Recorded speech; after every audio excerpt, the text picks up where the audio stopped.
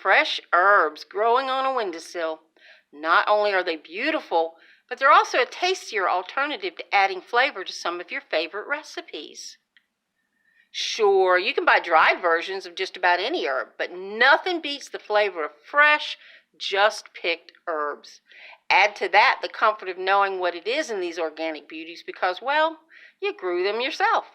You added the vital ingredients: sunshine, soil, a little bit of fertilizer for healthy growth, and of course, love. Now, there are 3 ways that you can grow your own herbs. The first method involves planting seeds. Now, this method takes more time and the addition of seed growing soil. There's also the anticipation of waiting to see if any of the seeds actually grow. Some do not, and no matter how long you wait, nothing happens. This can be a bit disheartening. Another method involves pre-germinating the seeds. With this method, you get to see which seeds will grow and which will not. Now, this will take the guesswork out of whether or not you'll actually get a plant. Both of these methods are covered in the LibGuide that comes along with this video. The third method is by far the simplest, and the method we will be using today. This involves repotting seedlings that have already been established. You can pick up herb seedlings at any nursery, Lowe's, Home Depot, Walmart, and many other retailers. Just look for healthy plants with bright colors, no yellowing or browning, with no noticeable signs of disease, such as spots or what looks like rust. Make sure the roots are not growing outside the container, like out the bottom, as this is a sure sign the plant has become root bound. Now that you have chosen some healthy plants, it's time to repot them. All you need to keep them healthy and happy is a place where they can get lots of sunshine. Your kitchen windowsill would be perfect because they're easily at hand when you need to harvest them for cooking. Some soil that drains easily, such as this potting mix here, and a pot with drainage holes in the bottom. You'll also need a bit of fertilizer if your herb garden is indoors. Choose a balanced formula such as 10-10-10 or 20-20-20. This means there's a balanced mix of nitrogen, phosphate, and potash or potassium. The formulas are written right on the bag, so there's no guesswork. You'll also be feeding your plants regularly while they're growing, but not too often. Every other week is sufficient. Once they become established, you can cut that down to about every 6 weeks. Don't worry if you forget to feed them. With herbs, it's better to under-fertilize than to over-fertilize.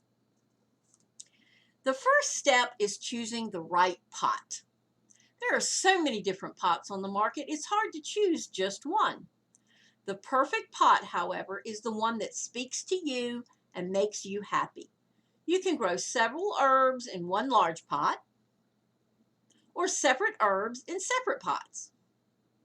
You can choose all the same types and colors of pots, or you can choose different shapes and sizes and colors. Go crazy and do you. The main concern should be drainage, as herbs like well-drained soil. They do not like soggy roots and will develop root rot if not allowed to drain. If you choose pots without holes in the bottom, you can either poke holes if the pot is plastic, or place one pot inside of a larger pot that has no holes. Make sure you have a saucer or a tray under any pots with holes to catch water that has drained through the soil. You can dump the excess water after each watering. Today, we're going to be working with a pot that has holes poked in the bottom.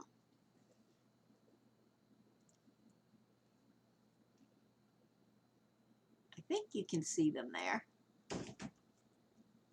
I used a hammer and a large nail. I placed the pot upside down over a brick and just hammered the nail through the bottom in a few spots. You don't need a lot of holes, just enough for excess water to drain out of the soil so it doesn't become soggy. If you're working inside to repot your herbs, place some newspaper or a drop cloth over your work area for easier cleanup. So what we're going to do is we're going to take, now you can use something like this shovel, or you can just use something like an old pot that I got one of my plants from. Anything you need to scoop a little bit of soil into your pot.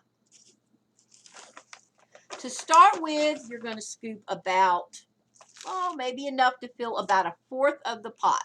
That's way down here, only about 1/4 of the pot. By the way, this is the saucer that you can use to put under the pot for drainage. That will catch the water. Okay, once you have about 1/4 of the pot full of soil, then you're going to take your plant and you're going to put your hand, I don't know if you can see my hand, put your hand over top of the soil with the plant in between your fingers. And then you're going to flip it upside down and squeeze it a little bit, kind of push on it a little bit so that it comes out just like that. Okay? Now you're going to want to release the roots a little bit. You can put some of that soil in the pot, like so. And you just wiggle your fingers around there very gently. By the way, I always hang on to these little tags that come with the plants so that I know exactly what I have planted. So wiggle a little bit so that you loosen up the roots. As you can see, the roots here, that's kind of a root ball. So, all right, I have loosened up the roots a little bit. Kind of hard to do with this one because they are really packed in there. That's okay. We're loosening them up and that will give them a little more breathing room. Okay, now you're going to put your plant right in the center of the pot. And then you're going to take your soil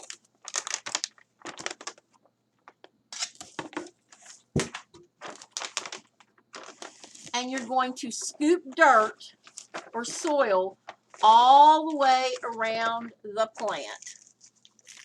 And you're going to hold your plant in the center with one hand while you're scooping the soil into the pot. And you can see where I'm doing that.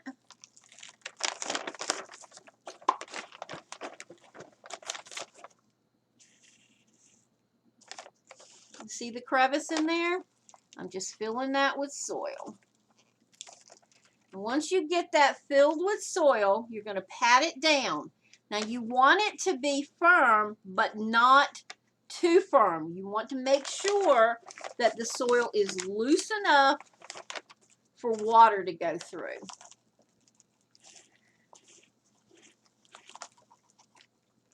All right. Now, as you can see, I have a big dirty mess over here. That's why I suggest using newspaper. All right, pat down your plant. And the soil, as you can see, is pretty much up to the rim.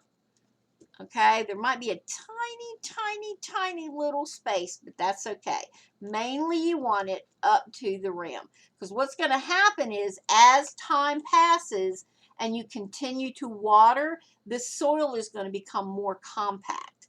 And you'll have space up here. And you might eventually want to add a little bit more soil, but that'll be later down the road.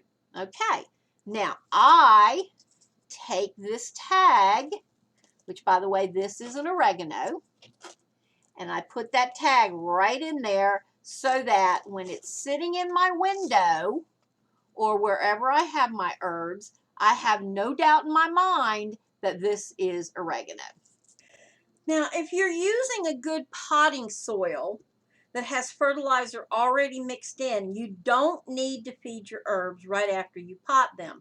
So we are not going to feed this one because this is excellent potting soil, which, by the way, if you can see these little white specks that are all around the soil, that's called perlite.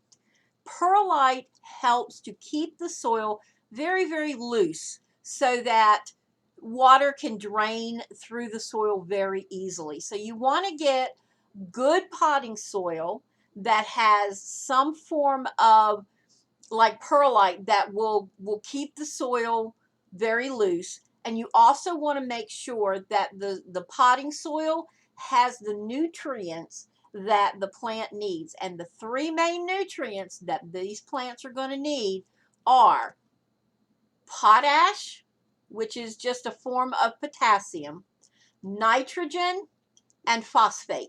So you want to make sure that your soil has those three nutrients. If not, you're going to have to fertilize as soon as you pot. However, this is really good soil. It's a good potting mix made specifically for, see if I can get it here so you can read it. It's made specifically for indoor and outdoor container plants. And so that's exactly what we have here is a container plant. So if you get something that's made for those, then you don't have to fertilize right away. So there, just so you know, there's going to be some information in the LibGuide that goes along with the video that is, it covers fertilizing, and it also covers the other ways that you can grow herbs. But this is definitely going to be the simplest way. All right, so now you want to water your plants right away. You want to make sure that the water drains through the soil and into the tray or the saucer that you have provided. Once the water's drained through the soil, you can toss the water that's gathered in the tray. Now, this is not going to happen right away. Of course, it's not going to happen like immediately. But I will tell you that as far as water goes, you definitely want to use either spring water, which is what I have here. It comes in bottles. Let's see if I can get you to see that. Spring water. Or if you're forced to use tap water, people will tell you never, never, never use tap water on your plants. The reason for that is because tap water contains chlorine. And chlorine is pretty, I want to say it's like acidic to plants and plant roots. However, if you take your tap water and you let it sit overnight, sit for at least 24 hours. Now, I have done it for up to a week. Find yourself a container like a gallon jug or something and fill it with tap water and just put it aside. And that's going to be your plant water. So after 24 hours or more, you can use that to water your plants. But to get started, we're going to go ahead and we're going to use this spring water, which comes in huge bottles. It comes in bottles this size.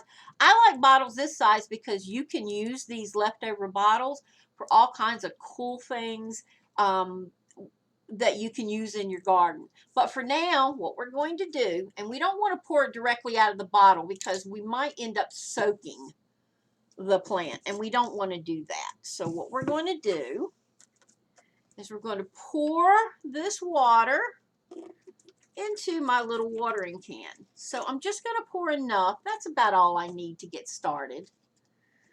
Alrighty, we're going to put this over here out of the way. And I'm just going to take my little watering can, and I hope you can see. Whoop, maybe I should do it around here. Let's see if I can do this so you can see. There we go. And we're just going to pour a little bit of water all the way around the plant so that all sides get a little bit of water. And that's really all you need, just enough to give the soil a little bit of soaking. Another idea for water, which is very, very good, if you have some method of collecting rainwater, rainwater is probably your very best bet.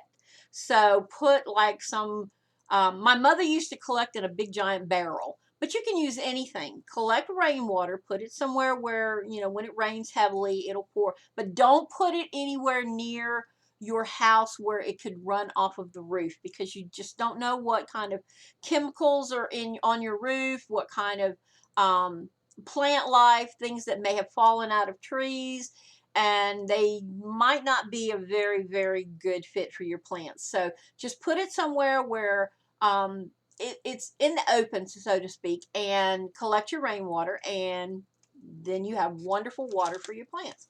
And that's it. I mean, how simple is that? There you have a wonderful herb, and you do this as many times as you need with as many herbs as you have, and the next thing you know, you have a beautiful, beautiful garden. You have a lovely herb to add flavor to your meals and beauty to your home. And don't forget to check out the lib guide that goes along with this video. There are helpful hints for growing indoor plants, and I added some recipes that will help you use your new herb garden to its fullest.